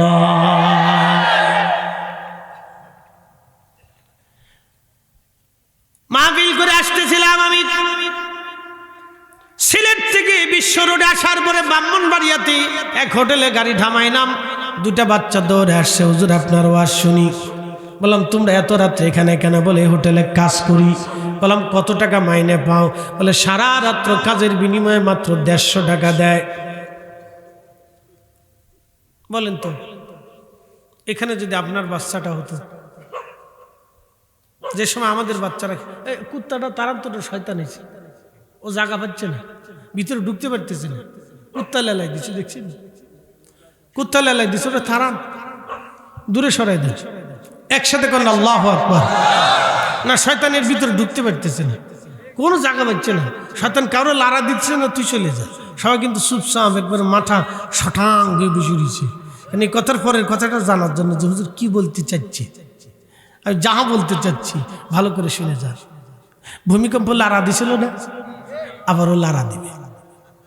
হ্যাঁ, দেবে দেবে দেবে, ওটা দেবে, কায়দা মতো লাড়া দেবে। ঢাকা শহরে 50 লক্ষ মানুষ মারা যাবে, ও শহর বিরান হয়ে যাবে না, ও শহর থাকবে না। আপনাদেরকে একটা ছোট্ট তথ্য দিয়ে যাই। বাংলাদেশের যে মেঘনা নদীটা প্রবাহিত হয়, আমাদের এই মেঘনা নদী ভৈরব দিকে একবারে নরসিংদীর কোনা দিয়ে দাউদকান্দি দিয়ে বের হয়ে গেছে, বুঝতে পারছেন? ওই নদীটা কোথা দিয়ে প্রবাহিত হতো জানেন? কুমিল্লার যে ক্যান্টনমেন্ট আছে, লালমাই পাহাড়ের অববাহিকা দিয়ে পাদদেশ দিয়ে নদী প্রবাহিত হতো। 1757 একটা ভয়ঙ্করী ভূমিকম্প হয়েছিল। সেই ভূমিকম্পে নদীর গতিপথ পরিবর্তন হয়ে ওটা একবারে নরসিংদীর কোনা দিয়ে দাউদকান্দি দিয়ে বের হয়ে গেছে। 40 কিলোমিটার দূর পর্যন্ত ঠেলে নিয়ে আসছে ভূমিকম্পের ধাক্কা। তো বাংলাদেশের ঢাকা শহর থাকবে, শিয়ালকুত্ত পর্যন্ত বসবাস করবে না। হ্যাঁ, হবে না, ওটা পাপের শহর হয়ে গেছে, একবারে পাপের শহর হয়ে গেছে, মারাত্মক পাপের শহর। পাপ খালি পাপের শহর, শুধু বাপরে বাপ, নকল ওষুধ তৈরি করে। এর উপরে জালেম দুনিয়াতে কি হতে পারে কথা কারণে কেন? নকল ওষুধ দিয়ে দেশের মানুষের তিলে তিলে হত্যা করতেছে। তো যারা নকল ওষুধ বানাচ্ছে, রাষ্ট্রের উচিত ছিল ওদের ধরে ধরে হাতে একবারে করার দিক কাইটিয়ে ফাইরে একবারে আপনার যাত্রাবাড়ি আর গুলিস্তানের মোড়ে ঝুলেই দেওয়া। কি কথা কর না কেন?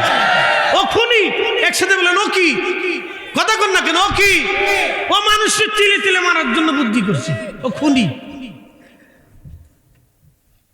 ও খুনি, ও ডাকাত। ডাকাত তো আপনার সামনে এসে অস্ত্র ধরবে, টাকা দিয়ে তাড়াতাড়ি নাহলে গুলি দিব, ও তাড়াতাড়ি দিয়ে দিল, গুলি করবে না, চলে যাবে। কিন্তু এই খুনি এত বড় খুনি যে আপনার টাকা নিয়ে, তো টাকা তো নিচ্ছেই, তারপর আপনার বিষ খাওয়াচ্ছে। ও মারাত্মক খুনি। কষ্ট হচ্ছে না আপনাদের? একসাথে জোরে বলেন তো আল্লাহু আকবার। এই শিশুটা 150 টাকা বেতন পায়, কত টাকা? শিশুরা কেন কাজ করবে বলেন তো? এই শিশুদের জন্য, যে শিশুর মা নাই, যে শিশুর বাপ নাই, যে শিশুর কেউ নাই, এই শিশুর মা হবে রাষ্ট্র, এই শিশুর বাবা হবে রাষ্ট্র, এই শিশুর আশ্রয় হবে রাষ্ট্র, ঘর হবে রাষ্ট্র, তার খাবার হবে রাষ্ট্র, তার বাসস্থান হবে রাষ্ট্র, তার শিক্ষা দিবে রাষ্ট্র। কথা কার লেখা ঠিক কিনা? বুঝে যান এবার। এই জন্য ভূমিকম্প লারা দিছে, আবার দিবে। এটা ঘরের দরজায় কেবল টুকা দিয়ে গেছে, আমি কিন্তু আসতেছি। এক টুকা দেওয়ার কারণে কতজন বিল্ডিং এর ভিতরে মুইতে দিছি, হ্যাঁ ঢেপাস করে মুইতে দিছি ডরে। ইস, আর যদি একটু কেবল +5 পিলাস, এরপরে যদি 8 আসতো আর 1 মিনিট লাড়া দিত, তাহলে মুতারও টাইম ছিল না, ফেসেবারও টাইম ছিল না।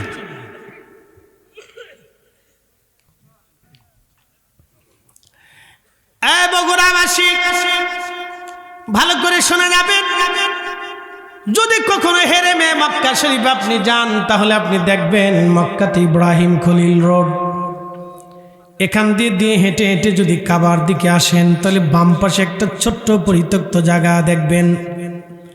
এই জায়গার ভিতরে আগের জমানায় মানুষেরা তাদের কলিজার টুকরা ছোট্ট শিশু বাচ্চা মেয়েকে জীবন্ত কবর দিত, জীবন্ত কবর দিত। যদি কখনো যান ওইখানে দাঁড়ায় দেখবেন, আহা, এই শুষ্ক জমিনে নবীজি মরুভূমির ভিতরে ফুল ফুটাইছিলেন, তিনি ফুলের বাগান সাজিয়েছিলেন। আহা, এই বাগান সাজাইতে যাইয়া আমার নবীজির দন্ত শহীদ হয়ে গেল, কত সাহাবীর জীবন শেষ হয়ে গেল। হিজরতের রজনীতে আল্লাহর নবী রহমতের নবীজি ঘর থেকে বের হলেন, কাফেররা নবীজিকে মেরে ফেলে দেওয়ার জন্য ঘর ঘিরে ফেলল। যদি কখনো যান জাবাল আবু কুবাইসের পাদদেশে বেলাদাতুর রসুল, সেই ঘর এখন লাইব্রেরি করা হয়েছে। তার পাশে আগাইলে একটা বাথরুম আছে, এই বাথরুম ছিল আবু জাহেলের বাড়ি। এটা বাংলাদেশের ইঞ্জিনিয়ার টয়লেট বানায় রাখছে। ওই টয়লেট যিনি বানাইছিল তিনি বাংলাদেশের ইঞ্জিনিয়ার। সৌদির বাচ্চারে বুদ্ধি দিল, বাচ্চা এই বাড়িটা আমরা টয়লেট বানাইয়া হাজিদের জন্য একটু উপকার করে দেই, জীবনে কোনো হাজি একবার আসলেও ওইখানে যা কুত্তে দিলেও মুত্তে দিয়ে আসে। আল্লাহু আকবার কর। হাজি জীবনের অনেক দুঃখ যে অনেক পেশাব করে তোর দিয়ে গেলাম, আল্লাহ তুই ভাগ করে লিস। আবু জাহেলের সাঙ্গ পাঙ্গ নিয়ে নবীজির বাড়ি ঘিরে ফেললেন। হযরতে আলী রাদিয়াল্লাহু আনহুকে নবী বলেন, আলী রে, আমার চাদরখানা মুড়ি দিয়ে তুমি ঘুমাও, কাফেররা আমাকে ঘিরে ফেলেছে, আলী রে আমাকে হত্যা করবে তারা চেষ্টা করতেছে, আলী রে আমার চাদরখানা মুড়ি দাও, চাদরখানা মুড়ি দিয়ে তুমি ঘুমাই থাকো, ওরা যাতে মনে করে আমি ঘুমাই রইছি। আলী রে তুমি শোনো, অমুক অমুক ব্যক্তিরা আমার কাছে আমানত পায়, অমুক অমুক জন আমার কাছে টাকা অর্থ জমা দিয়েছে, কালকে তুমি সবাইকে টাকাগুলি ফেরত দিয়ে দিবা। এরপরে আলী তুমি মদিনাতে চলে আসবা, মদিনায় তোমার সাথে আমার দেখা হবে। হযরত আলী চাদর মোড়া দিয়ে শুইলেন, কারণ আলী জানেন আমি যে চাদর মোড়া দিয়েছি, কাফেররা নবী ভেবে আমাকে বর্ষার আঘাত করতে পারে, তলোয়ারের আঘাত করতে পারে, আমাকে মেরে ফেলতে পারে, কিন্তু আলীর ভয় নাই। বলে কেন ভয় নাই? রসুল বলেছে মদিনায় দেখা হবে, অতএব আমি মদিনায় না যাওয়া পর্যন্ত মারা যাব না, নবীর কথা কখনো মিথ্যা হবে না। একবার জোরে বলা যাবে কি আল্লাহু আকবার? মুসলমান, রসুল বুঝে যাবেন সাহাবীরা কিভাবে নবীকে বিশ্বাস করত। চলবে না? বসবেন না চলে যাবে? চলবে না চলে যাব? কোনটা চলবে? মন বেজার হচ্ছে না তো? নবীর কথা ভালো লাগে? যদি না লাগে তাহলে অন্তরে ময়লা ঢুকছে, ওটা বুড়িগঙ্গার পানিতে ধুতে হবে। হ্যাঁ, হিসাব সহজ। যদি ভালো না লাগে তো বুঝবো অন্তরে ময়লা পড়ে গেছে, ওটা ধুতে হবে, পরিষ্কার করতে হবে। বুঝে যান, শুনে যান। হযরত আলী শুয়ে রয়েছে, নবীজি বলেন আমানত কালকে ফেরত দিও। আচ্ছা বলেন তো, নবীর উম্মতরা আমানতের খেয়ানত করে কে? আপনি বাংলাদেশের একটু চিন্তা করেন তো, আমি মালয়েশিয়ার মালাক্কা সাগরের ভিতরে একজন আল্লাহর ওলির মাজার জিয়ারত করতে রওনা দিছি। মালাক্কার সাগরের ঘাটে গেছি। পোলাও বুসার একটা দ্বীপ আছে, ওই দ্বীপে একজন আল্লাহর ওলি ঘুমানো, তিনার নাম হযরত সুলতানুল আরিফিন শাইখ ইসমাইল বগদাদি আল হাসানি উল হুসাইনি। তিনি হযরত বরফির আব্দুল কাদের জিলানী রহমাতুল্লাহের কলিজার টুকরা সন্তান। মারহাবা বলবেন না? 900 বছর আগে ওই দেশে কালেমার দাওয়াত দেওয়ার জন্য এসে ওখানে ঘুমাইছে।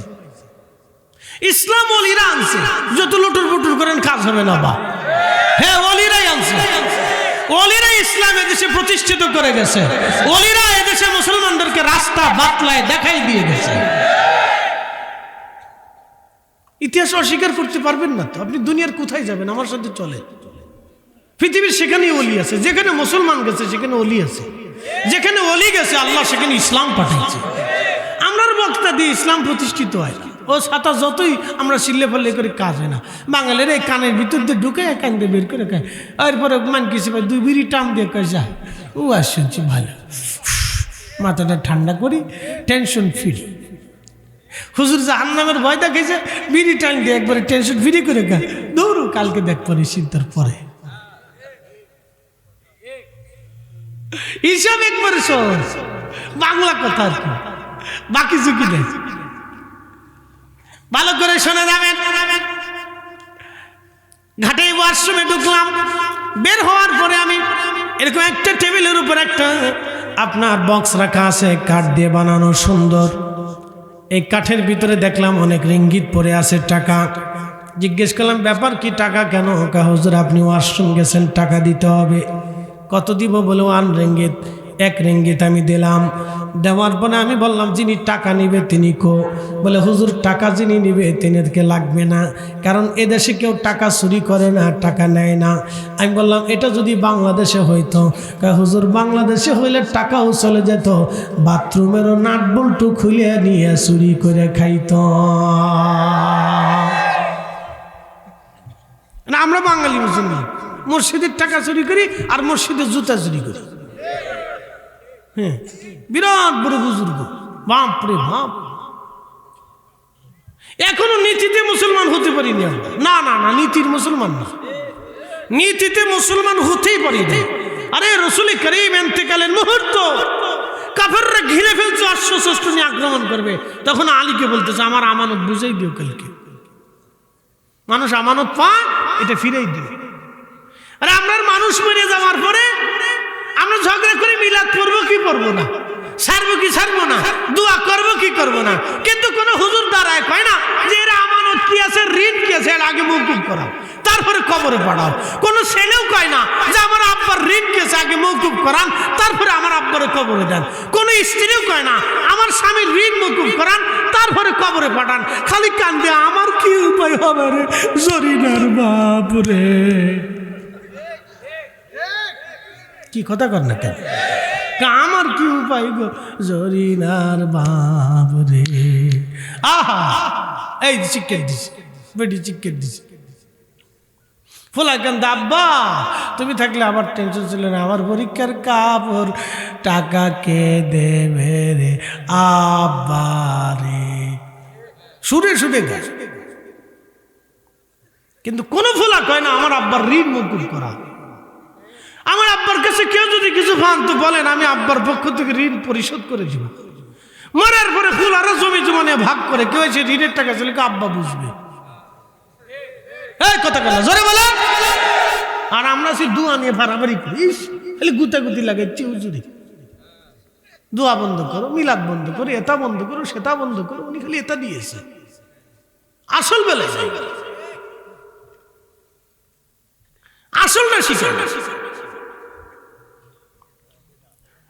মুসলমান ভালো করে শোনা যাবে, আল হাক্কু মুররুন, হক তিতা উচিত কথাই মাই বাজার, গরম বাতে বিলাই বাজার, ডাল বাতে কুটুম বাজার। ওয়াজ করলে কি লাভ, শুনলে কি লাভ, লাভ হবে তার আমলে, আমলেও লাভ হবে না নবী প্রেম না থাকলে দিলে। নবী প্রেম থাকলে দিলে লাভ হবে কম, আমলে সুপারিশ করবে নবী রোজ হাসরের ময়দানে। জ্ঞানী যারা বুঝে তারা শুধু ইশারায়, নাদানের বুঝাইতে পারে আছে কে কোথায়। জ্ঞানীর মতো জ্ঞানী হলে অল্প কথাই বুঝে, কচুর মতো কচু হলে অল্প জালে সিজে। চিৎকার মেরে বলেন ঠিক না বেঠে? লা ইলাহা, জোরে জোরে, হ্যাঁ হ্যাঁ আওয়াজ তুলে। ও লা ইলাহা, ও লা ইলাহা, হক লা ইলাহা, হাসবি রাব্বি জাল্লাল্লাহ মা ফি কলবি গায়রুল আহা নূর মুহাম্মদ সাল্লাল্লাহ পর নূর মুহাম্মদ বলো লা ইলাহা ইল্লাল্লাহ, লা ইলাহা, লা ইলাহা ইল্লাল্লাহু মুহাম্মাদুর রাসূলুল্লাহ সাল্লাল্লাহু আলাইহি ওয়াসাল্লাম। হাজিরিন, হযরতে আবু বকরকে নবীজি জাবাল আবু বকর যদি কখনো সৌদি যান তাহলে ইব্রাহিম খলিল রোডে ঢুকলেই প্রথমেই জাবালে ওমর, এটার পাহাড় এখন নাই, কেটে হোটেল বানাইছে। এরপরে জাবালে আবু বকর, এটাও নাই, হোটেল বানানো হয়েছে। জাবালে আবু বকর ছিল আবু বকরের বাড়ি। নবীজি জাবাল আবু কুবাইসের পাহাড়ের কোনা দিয়ে, হারামের কোনা দিয়ে গোপনে রাত্রিবেলা হেঁটে হেঁটে হেঁটে হেঁটে আবু বকরের ঘরের দরজায় টোকা দিলেন। আবু বকর সাথে সাথে দরজা খুলে গেল। লাব্বাইক ইয়া রাসূলুল্লাহ। নবীজি ডাক দিলেন, আবু বকর তুমি কি ঘুমাও নাই?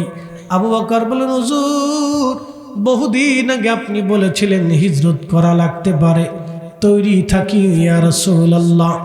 আমি সেই জন্য ঘরের দরজার সাথে হেলান দিয়ে দাঁড়িয়ে আছি। নবীজি আমি স্ত্রী থেকে জুদা হয়েছি, সন্তান থেকে জুদা হয়েছি, সারা রাত সন্ধ্যা থেকে সকাল পর্যন্ত আপনার অপেক্ষায় দাঁড়িয়ে থাকি। আমি একটা সেকেন্ডের জন্য চোখে কখনো ঘুম লাগাই নাই, কারণ আপনি আসবেন বলে নবী আমি আবু বকর দাঁড়িয়েছিলাম। হুজুর তারই ধারাবাহিকতায় আজকেও আপনার জন্য দাঁড়িয়ে আছি।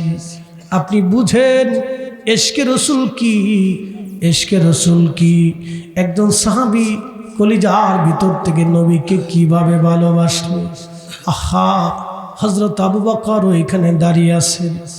আল্লাহর নবীর কাছে এত ভালো লাগলো, প্রিয় নবী হযরত আম্মা জান আয়েশাকে ডাক দিয়ে বলেন, আয়েশা রে, আমার সমস্ত উম্মতের নেক যদি এক পাল্লায় দাও, আর আমার আবু বকরের এই রাতের নেক যদি আর এক পাল্লায় দাও, আমার আবু বকরের এই রাতের নেকের ওজনের সমান হবে না। এটার নাম ইশকে রাসূল, ইশকে রাসূল, ইশকে রাসূল, ঠিক কি না? এটার নাম ইশকে রাসূল, ইশকে রাসূল, ইশকে রাসূল, হুব্বে রাসূল, হুব্বে রাসূল, হুব্বে রাসূল, হুব্বে রাসূল। সারা জীবনের নেক, সব উম্মতের নেক যদি এক পাল্লায় দাও, আর আমার আবু বকরের এই রাতের নেক যদি আর এক পাল্লায় দাও, আয়েশা, আয়েশা রে, আমার আবু বকরের এই রাতের নেকের ওজনের সমান হবে না।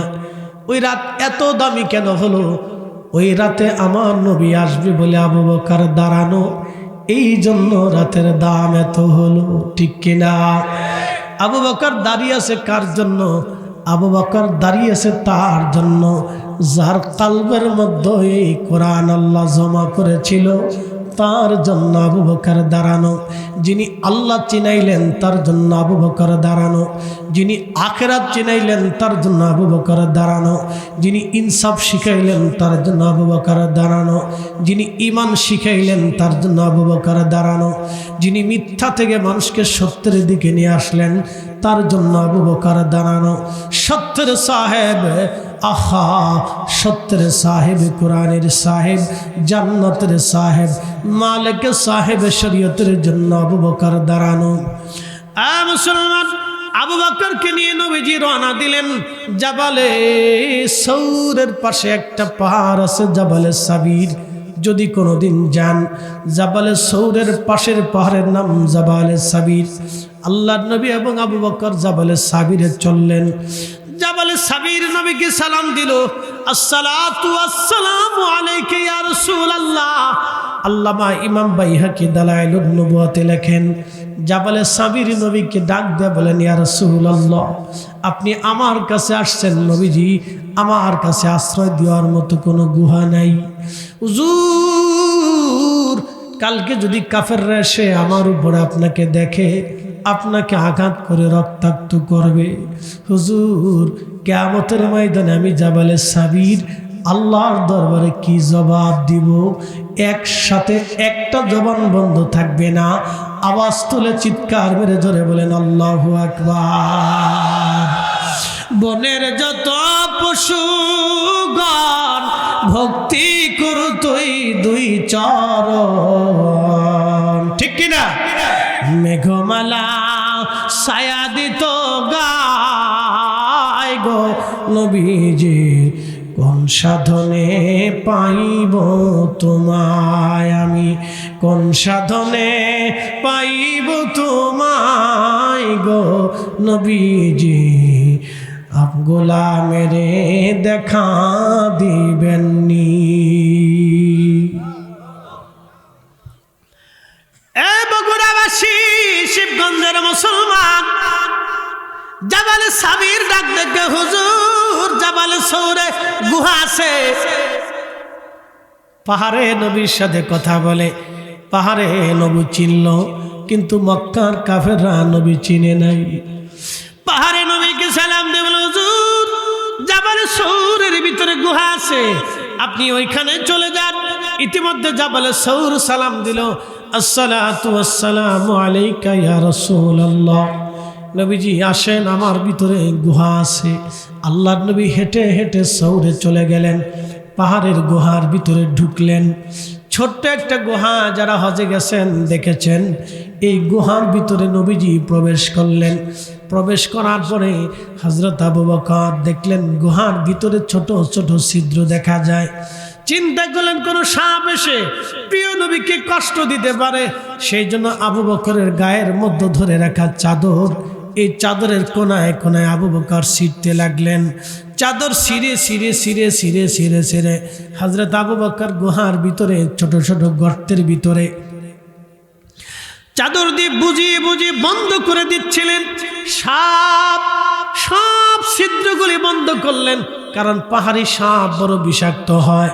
হযরত আবু বকর লক্ষ্য করলেন একটা গর্ত এখনো বন্ধ করা সম্ভব না, কারণ চাদরের টুকরা যা ছিল সব ছিঁড়ে ছিঁড়ে আমি গর্ত বন্ধ করে দিয়েছি, আর কোনো টুকরা নাই। হযরত আবু বকর সিদ্দিক তার পা খানা দিয়ে, পায়ের গোশতখানা দিয়ে এইভাবে গুহার মুখটা, ওই গর্তের মুখটা ঢেকে দিলেন। আল্লাহর নবী বলেন, আবু বকর আমার তন্দ্রা লাগতেছে, আমি একটু বিশ্রাম করব। নবীজিকে বললেন, হুজুর আপনি আমার উরুর উপরে মাথা দিয়ে আপনি ঘুমায় পড়েন ইয়া রাসূলুল্লাহ, একটু বুঝে যাবেন। হযরত আবু বকর ওইভাবে বসে আছেন। দীর্ঘ সময় পরে একটা সাপ কোনো রাস্তা না পেয়ে এইখানে এসে দেখলো নরম নরম লাগে। বারে বারে সাপটা কামড় মারতেছিল। বিষের যন্ত্রণায় সহ্য করতে না পারে আবু বকরের খুব কষ্ট হচ্ছিল। তারপরও প্রিয় নবীকে ঘুম থেকে জাগাচ্ছেন না, কারণ ঘুম থেকে জাগাইলে নবীর কষ্ট হবে, ঘুম থেকে জাগাইলে নবীর কষ্ট হবে। এটার নাম ভালোবাসা, এটার নাম ভালোবাসা। যে যাহারে ভালোবাসে সে তো কভু ভুলে না।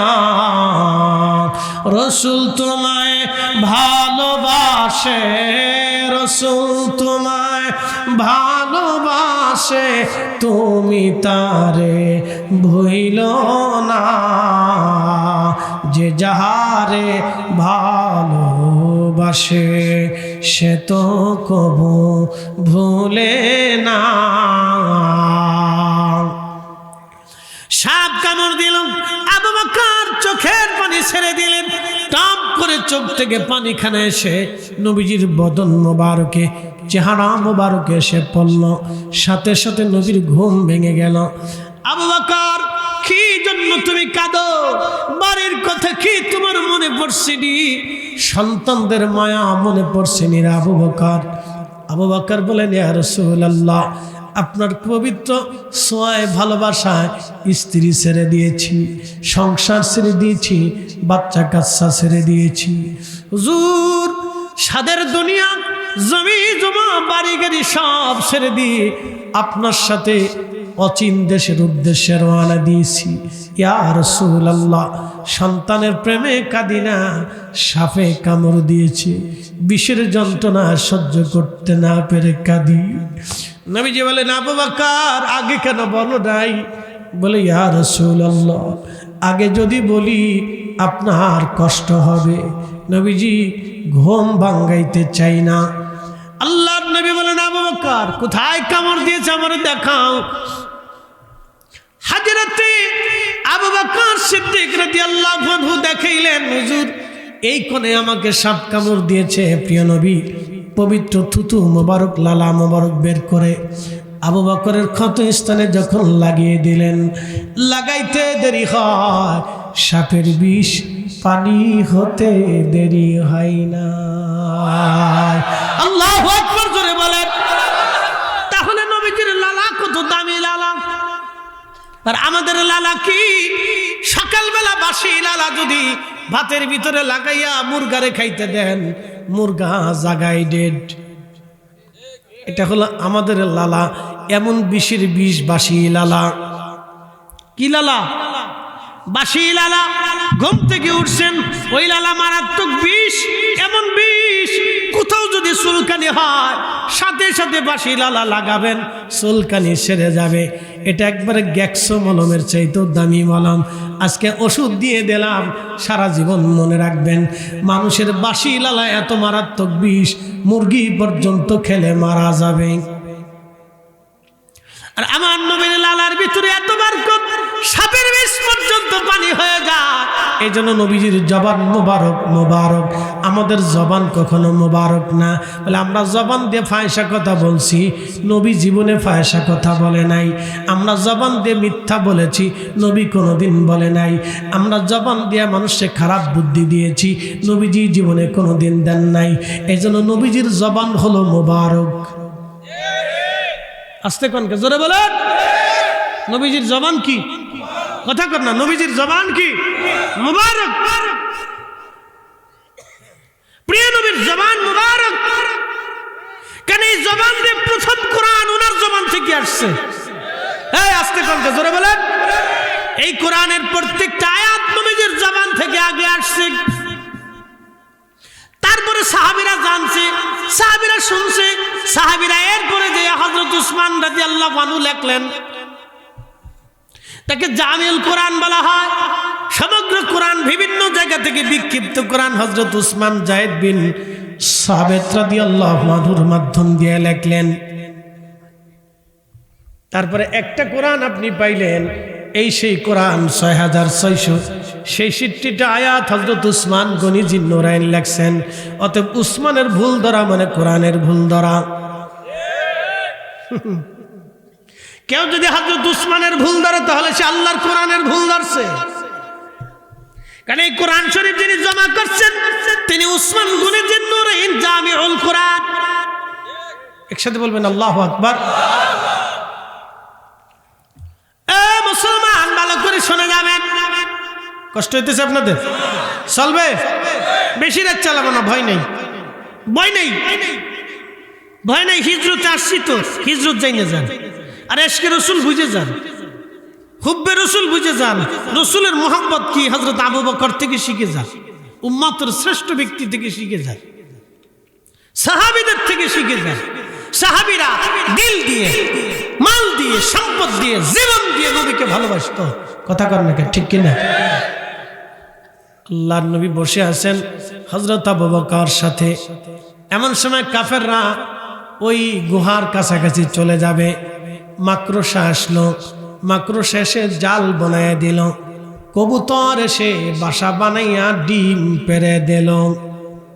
মারহাবা কন। পাখির নাম কি? কবুতর। মক্কাতে কারা কারা গেছেন একটু হাত উঁচা করেন তো। কারা কারা মক্কায় গেছেন? যারা যারা মক্কায় গেছেন হাত উঁচা করে রাখেন না, ডরেন না, যে পুলিশে ধরতে নেই। এই হাত দিয়ে কারো মিথ্যা সাক্ষী দিয়ে না, এই হাত দিয়ে কোনো অন্যায় কাজ ধরেন না, মনে রাখেন।